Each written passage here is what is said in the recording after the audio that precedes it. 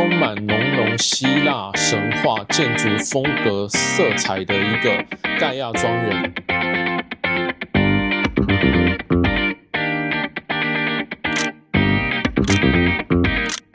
这个是非常典型的一个三分构图法的部分。那当然还有掺入了一个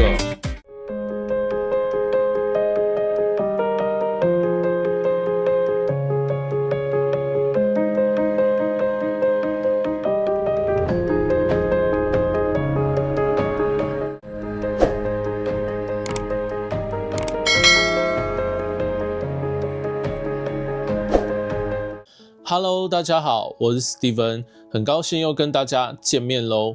那大家还记得 Steven 在上一集的内容当中跟大家分享示范了如何使用3步骤快速的在 Lightroom 调出日式清新风格色调的一个影片内容吗？那 Steven 我觉得其实这是一个对于刚接触 Lightroom 修图的朋友们一个非常简单快速而且又方便的一个修图技巧哦。那如果还没订阅我频道的朋友，赶紧订阅我的频道来观赏这个精彩的一个影片内容吧。那么 Steven 我今天也跟大家一起带来了这个充满浓浓希腊神话建筑风格色彩的一个盖亚庄园的拍摄记录哦。那当然也是由 Steven 我这个角度来去做一个影片的诠释以及照片的拍摄，那当然还包括了几个超实用的一个旅游拍摄构图心法，也分享给大家哦。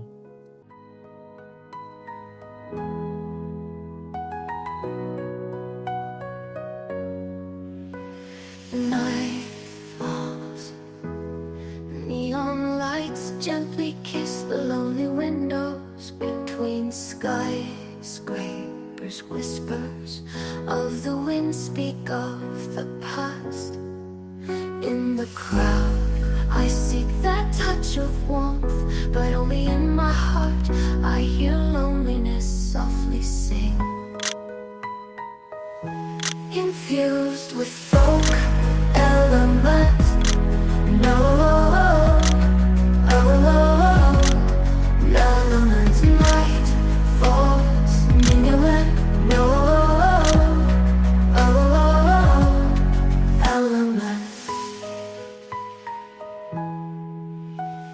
Night falls, neon lights gently kiss the lonely windows between skyscrapers. Whispers of the wind speak of the past.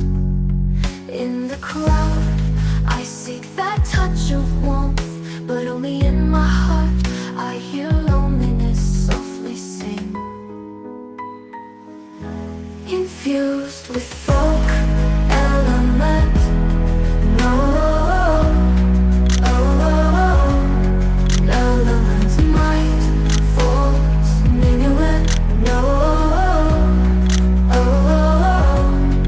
Element.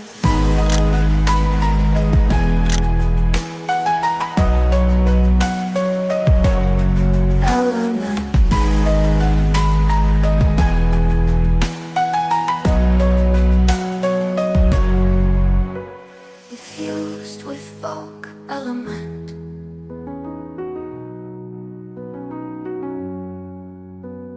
Night falls, neon lights.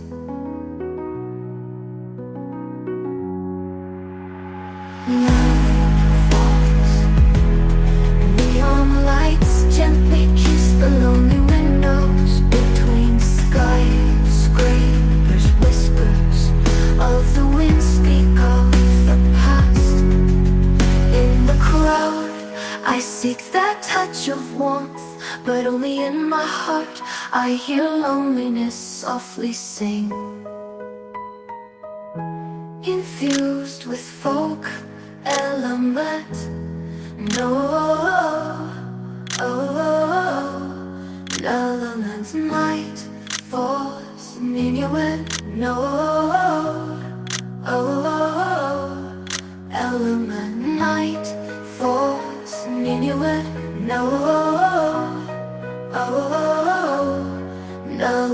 elements might force an innuendo. Element.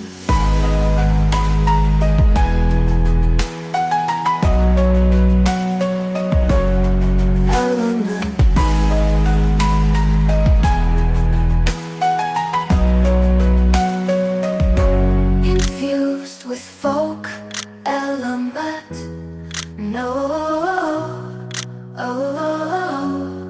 Elements might force an innuendo. Element might force an innuendo.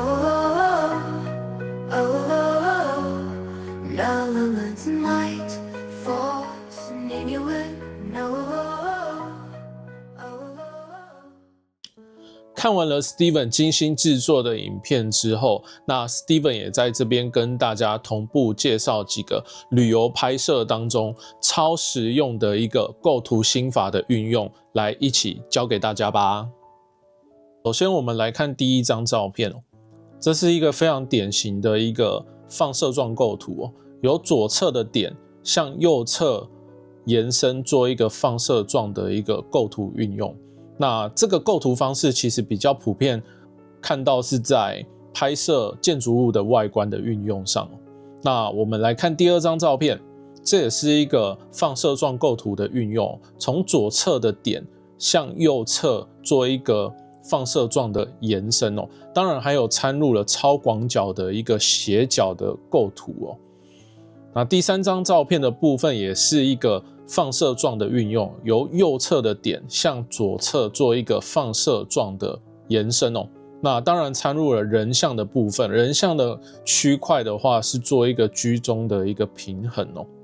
那接下来这边是一个非常典型的一个景致构图哦，是在把人像放在左侧的一个交叉点上哦。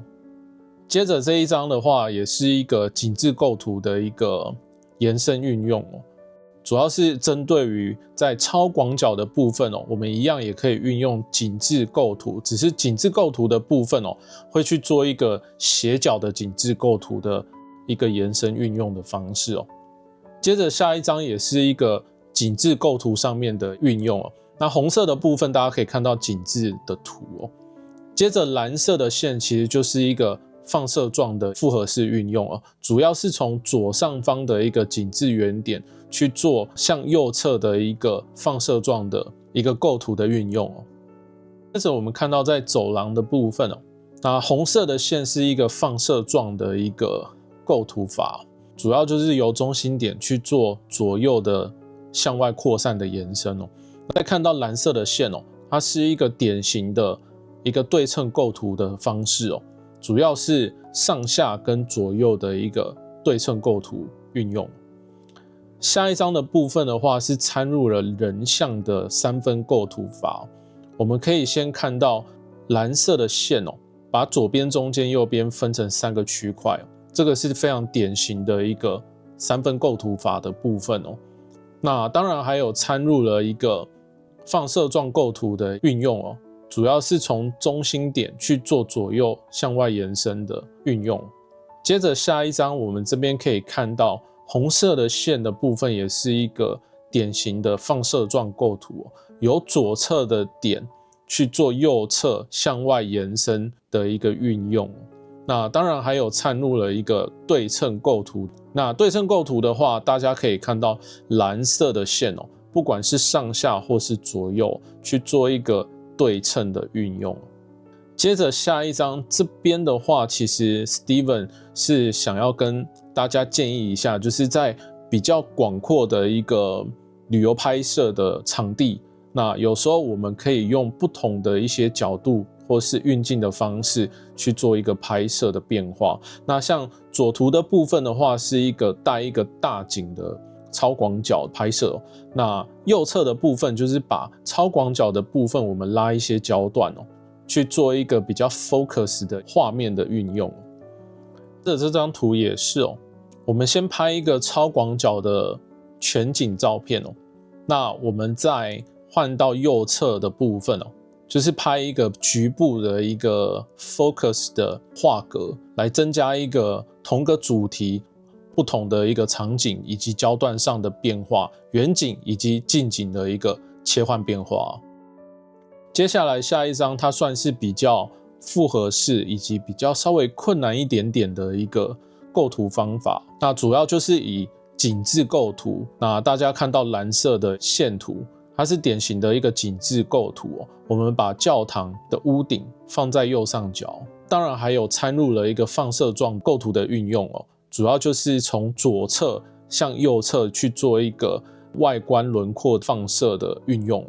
当然这边的话还要特别的讲一下，它其实也是一个透视的一个构图法，主要就是在外框的一个衬托下，我们把教堂的主题去把它放在它的框框里头，这些大家可以稍微看一下。接下来我们来看这一张照片，这一张照片也是一个复合式的构图法的运用哦。首先我们来看到景致构图哦，那景致构图的这个绿色线，我们大家可以看到喷水池的主体是在右上的交叉点，左上的交叉点是装饰的一个建筑的点位哦。那左下角的交叉点位是水池的点位哦，这三个点会让这张照片看起来位置上面会更加的协调。接着我们除了景致构图，也可以把它看成是三分构图哦。那在三分构图的部分的话，我们可以先看天空的部分，以及中间景色喷水池的部分哦，以及下方前景的部分切成3等份3块哦。那下方前景水池的延伸，以及我们步道的延伸前景哦。接着我们最后看到的是红色的放射状的线哦，它是由我们喷水池去做4个角放射状的一个延伸哦。最后的话，我们可以看到一个对称构图的蓝色的线哦。那蓝色的线的话，我们主要是对称在天空以及地面的一个对称构图哦，照片看起来更协调。接下来我们来看餐厅这张照片哦，这边的话也是一个景致构图以及放射状构图的一个复合式运用哦。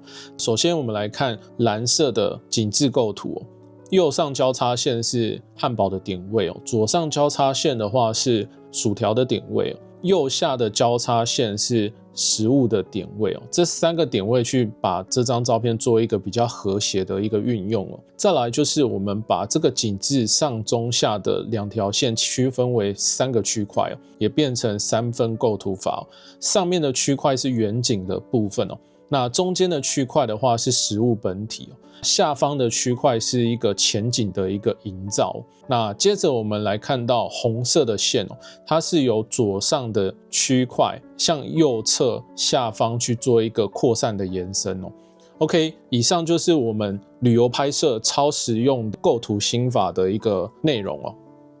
当然经过了今天的内容，那 Steven 我会觉得旅游拍摄的部分其实非常贴近在每个人的生活当中哦。那当然都是身在其中或是参与其中的部分哦。那 Steven 我其实也知道每一段的旅游拍摄记录都非常的取之不易或是得来不易哦。那往往会因为行程或是天候还有环境的多重因素影响之下，增加了许多拍摄上的一个困难程度哦。因此我们在当下拍摄的部分，对于美感的一个敏锐度，还有一些特色抓取的敏锐度的部分之外哦，那 Steven 我会觉得在构图的部分灵活上的运用，也是在当下捕捉一些精彩照片的非常重要的一个区块的部分哦。